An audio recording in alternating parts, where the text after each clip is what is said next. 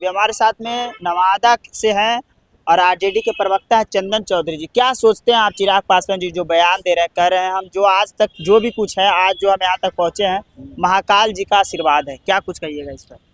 देखिए, भगवान एक आस्था है, भगवान का आशीर्वाद सभी पर रहता है। महाकाल क्या, शंकर क्या, और ये पार्वती क्या, लक्ष्मी क्या, गणेश का, भगवान का आशीर्वाद सभी पर हो। लेकिन जिनके कृपा से वो बने हैं, शायद उनका नाम लेना वो भूल जाते हैं।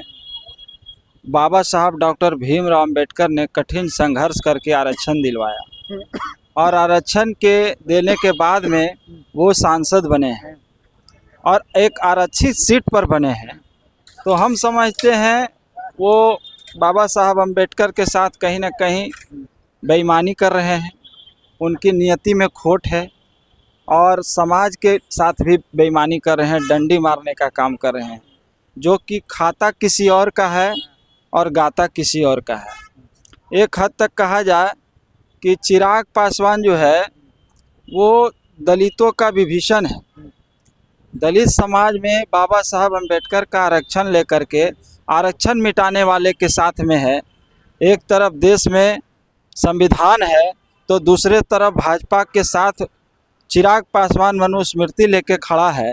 अब सोचना हम लोगों को है कि मनुस्मृति को बचाना है कि संविधान को बचाना है। देश एक विकट परिस्थिति से गुजर रहा है। ऐसे में हम सभी युवाओं ने एक निर्णय लिया है कि देश में भाजपा को हटाना है और ये जो सांप्रदायिक उन्माद फैलाता है, हिंदू मुसलमान के नाम पर बांटने का काम करता है और रोजगार छीनता है, हमारा आरक्षण छीनता है, उसके लिए हम लोगों को भाजपा को उखाड़ना होगा। बिहार के युवा नेता तेजस्वी यादव को बिहार का सीएम बनाएंगे। हमारे नेता ने 17 महीना के कार्यकाल में जितना काम किया, लोग युवा के नौकरी के नाम से उन्हें जाने लगे, नौकरी पुरुष कहे जाने लगे, युवाओं को चहेते हो गए। आज युवाओं की सबसे बड़ी समस्या है बेरोजगारी, शिक्षा, स्वास्थ्य, और उन्होंने सरकारी नौकरी देने का काम किया। जो 4 लाख नियोजित शिक्षकों को राजकर्मी का दर्जा दिलाए, 4 लाख सरकारी नौकरी दिए, टोला सेवक विकास मित्र तालीमी मरकज का जनप्रतिनिधियों का मानदेय बढ़ाए। देश में जातिगत जनगणना कराने का हमारे नेता आदरणीय तेजस्वी यादव ने मांग किया है। हम लोग जातीय जनगणना कराना चाहते हैं। और सुन लीजिए, हमारे बिहार में 65% आरक्षण लागू करवाया गया, जिसको कोर्ट के माध्यम से रोका गया है। हम मांग करेंगे कि उसको 65% आरक्षण को 9वीं अनुसूची में डाला जाए और ये सरकार जिस प्रकार से कुठाराघात करते आरक्षण का विरोध करता है, आरक्षण जो हमारे बहुजन समाज के लोग और शोषित वंचित समाज के लोग उसका फ़ायदा मिलता, या कहिए सभी वर्गों को कुछ ना कुछ जनसंख्या के हिसाब से फ़ायदा मिलेगा।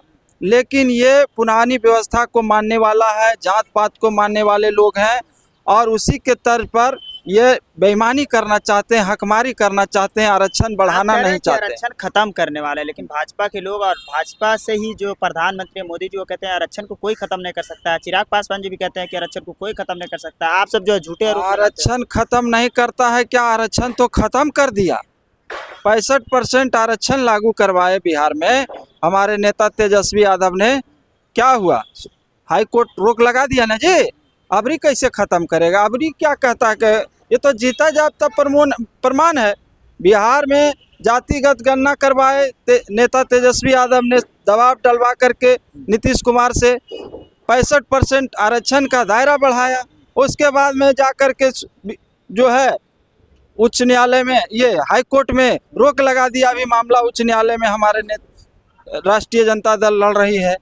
तो ये तो आरक्षण विरोधी साफ है। कैसे कहते हैं कि नहीं करता है विरोध आरक्षण का? ये सब चिकनी चुपड़ी बातें बोलने के लिए है। आरक्षण का विरोधी है और हम लोग आरक्षण को दायरा को बढ़वा के रहेंगे, जातीय जनगणना करवा के रहेंगे। मांग है हम लोगों का, इसके लिए चरणबद्ध आंदोलन होगा तो होगा, हम लोग करने के लिए तैयार। सिर्फ में बहुत बड़ा जघन्य अपराध हुआ है, महिला के पांव में किले ठोक दिया गया है, इस पर आप क्या कहेंगे? आरजेडी बिहार में अपराधियों का बोलबाला है। नित्य दिन हत्या हो रहा है, नित्य दिन बलात्कार हो रहा है।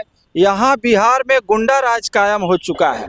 बिहार में जिस प्रकार से क्राइम तेजी से बढ़ रहा है कि जहाँ देखिए हमारे नवादा जिला में नित्य दिन हत्या हो रहा है।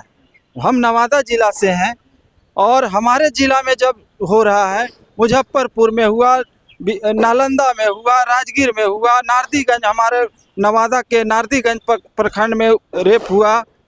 तो इस तरह से अपराध चरम सीमा पर है। नीतीश कुमार बीमारू मुख्यमंत्री है, इससे सरकार नहीं चल रहा है। इसको तो अब सरकार जो चला रही है वो भाजपा के लोग चला रहे हैं। इनको तो मुखौटा मोहरा बना करके कर रहा है काम। देखते हैं अनाप शनाप बोल देते हैं, बोलने का कुछ तो बोल देते हैं कुछ।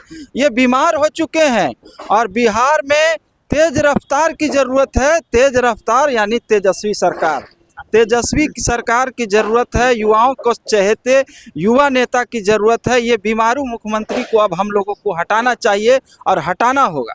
अभी एक वीडियो वायरल हो रहा है कि औरंगजेब पर जो है सियासत कहीं ना कहीं हो रही है। स्टार्ट जो है महाराष्ट्र से हुआ है, लेकिन कहीं ना कहीं उत्तर प्रदेश तक एंट्री हो चुकी है विधानसभा तक। क्या कुछ कहेंगे आप? देखिए, हम औरंगजेब क्या किया नहीं किया उस पर हम इतिहास पर नहीं जाना चाहते। हमको चाहिए शिक्षा, स्वास्थ्य, नौकरी, रोजगार। स्वास्थ्य की उत्तम व्यवस्था करवाए, अस्पताल दुरुस्त कराए, रोजगार दीजिए।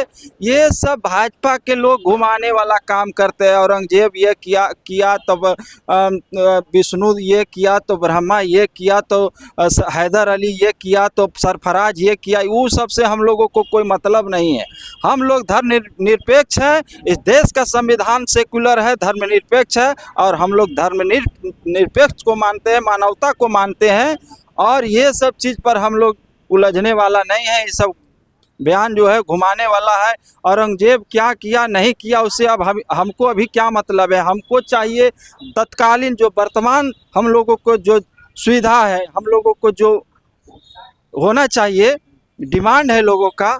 आज बेरोजगारी का दंश झेल रहा है जी युवा है। ये तो हमारे नेता तेजस्वी यादव का देन है कि 4 लाख रोजगार दिलवा दिए। अभी काहे नहीं बहाली हो रहा? देखे ना, जब से हमारा गठबंधन टूटा है, नेता हटे हैं, तब से देखिए क्या कर रहा है नीतीश कुमार। कुछ नहीं, खाली बस मंदिर मस्जिद, हिंदू मुसलमान, यही तो करना है। जो आरक्षण का दायरा बढ़ाया था उसको भी मटिया पलित कर दिया, लेकिन लेके रहेंगे। क्या लेके रहिए? 65% आरक्षण लागू करवाना होगा, 9वीं अनुसूची में डलवाना होगा, और नहीं तो तख्ता पलट कर देंगे, सत्ता से बेदखल कर देंगे। हमारे नेता जब बैठेंगे तो फिर पुनः वो 65% आरक्षण लागू हो जाएगा। चलिए, बहुत बहुत शुक्रिया। तो देखिए, अभी हमारे साथ में आरजेडी के प्रवक्ता चंदन चौधरी जी थे। इन्होंने बहुत बारीकी से कहीं ना कहीं अपनी प्रतिक्रिया दिया है, लेकिन आप सबको क्या लगता है अपनी प्रतिक्रिया कमेंट बॉक्स में दें। मैं आपके साथ आरपी कुमार, धन्यवाद।